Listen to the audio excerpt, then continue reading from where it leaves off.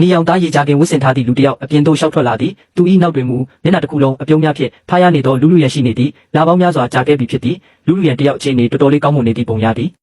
သူမကျွန်တော်ကိုမြင်မြင်ချင်းကြောင်အန်းသွားပြီးနောက်သူမ၏မျက်နှာသည်တိတာထင်ရှားသောမထောက်မတန်ထင်သေးမှုနှင့်ဘဝင်မြင့်မှုတို့ဖြင့်တူးရှုံသွားတော်သည်ကြည်စမ်းပါဦးလင်းဖန်ပါလား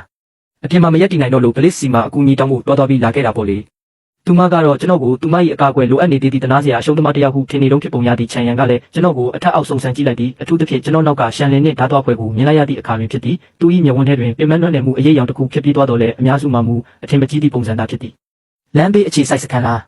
တခါမှမကြားဘူးငါတို့အားလုံးကဒီမှာတက်ကြော်လုံးအသက်ရှင်ကျန်ရည်သူတွေဖြစ်လို့အလကားစားအလကားနေမဲ့သူတွေကိုလက်မခံဘူးမင်းတို့ရဲ့ကားတွေနဲ့ရိတ်ခါတွေကိုထားခဲ့ပြီးလစ်လိုက်တော့သူသည်စိတ်ထဲတွင်အကြီးအကျယ်ကြုံရနေခြင်းဖြစ်သည်သူ၏အစစ်နှိမ်မီးရှန်စွမ်းရင်ကသူ့ကိုဘယ်သူမှမကြည့်ရဲအောင်လုပ်ပေးထားသည်ဟုထင်နေပုံရသည်လူလူရန်ကလည်းသူ့ဥစ္စာကိုအမိပြုပြီးပို၍ဆိုးလာက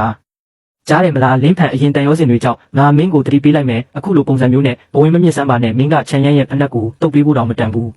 သူမ၏ဘော်ဒီကြွနေသောမျက်နှာလေးကိုကြည့်ပြီးကျွန်တော်ရုတ်တရက်ရေမောလိုက်မိသည်လူလူရန်မင်းကစီကိုလွှတ်ပစ်ခဲ့တဲ့ခောက်ဆွဲ6ခွက်အလုတ်ကိုမှတ်မိသေးလား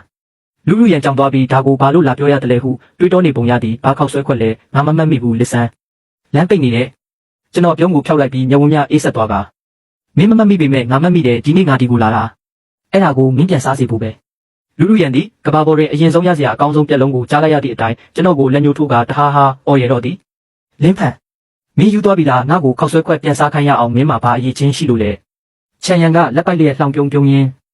စကားတွေကတော်တော်ရဲတင်းနေတာပဲတင်ငယ်မင်းကိုတင်ကန်းစာတစ်ခုမပေးရင်တော့တေချင်းတရားဆိုတဲ့စာလုံးကိုဘလို့ရေးရမှန်းတော့သိမှာမဟုတ်ဘူးထင်တယ်သူစကားပြောပြီးသည်နှင့်တပြိုင်နက်တောက်လောင်နေသောမီးလုံးတစ်လုံးသည်သူ၏လက်ဖွားထဲတွင်စူးစီးလာပြီးပြင်းထန်သောအပူရှိန်ကိုထုတ်လွှတ်လိုက်ပြီးဓာတ်သွားအဖွဲ့ဝင်များသည်ချက်ချင်းပင်ခုခံကာကွယ်မိအနေထားပြင်လိုက်ကြသည်ရှန်လင်းနှင့်ကျွန်တော်သာလျှင်မလုံမရှက်ရက်နေခဲ့ကြသည်သူ၏လက်ထဲကမီးလုံးကိုကြည့်ပြီးကျွန်တော်ကောင်းရမ်းလိုက်ကဒါပဲလားတနာစရာကောင်းလိုက်တာကျွန်တော်စကားပြောရင်းလက်ကိုမြောက်လိုက်ပြီးခြံရက်လက်ဖွားထဲကတောက်လောင်နေသောမီးလုံးသည်လေထဲကဖျောင်းတိုင်ပြီးကဲ့သို့ချက်ချင်းငိမ့်သွားခဲ့သည်ဖူးခနဲ့အတန်လေးတစ်ခုနှင့်အတူပြင်းသည့်လေထုထဲတွင်ပျောက်ကွယ်သွားတော့သည်ခြံရံမျက်နှာပေါ်ကဘဝင်မြင့်နေသောအပြုံးသည်ချက်ချင်းအေးခဲသွားသည်သူသည်မိမိ၏ဗလာဖြစ်နေသောလက်ဖွားကိုမယုံကြည်နိုင်စွာစိုက်ကြည့်နေမိသည်ဘာဖြစ်သွားတာလဲငါမိတွေဘယ်ရောက်သွားတာလဲ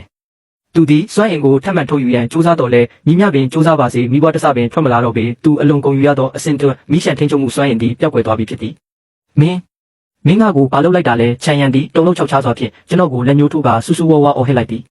ကျွန်တော်သူ့ကိုပြန်မဖြေခဲ့ပါကြောက်လန့်တုန်ရင်ပြီးစွန့်နေသောလူလူရန်ဘက်သို့သာလှည့်လိုက်ပြီးအခုရောငါမှာဘာအရေးချင်းရှိလဲဆိုတာမြင်ပြီလားလူလူရန်ဤနှက်ခမ်းများတုံနေပြီးမျက်နှာတစ်ခုလုံးတွေးဆုပ်ဖြူရောနေခဲ့သည်သူမသည်ခုနကဘာဖြစ်သွားသည်ကိုနားမလည်တော့လဲထိုကြောင့်မဲ့ဖွယ်ကောင်းသောမိရှန်စွမ်းရင်သည်ကျွန်တော်ရှိတွင်တိတ်တဆိတ်ငိမ့်တည်သွားသည်ကိုတော့ကိုယ်တိုင်မြင်တွေ့ခဲ့ရသည်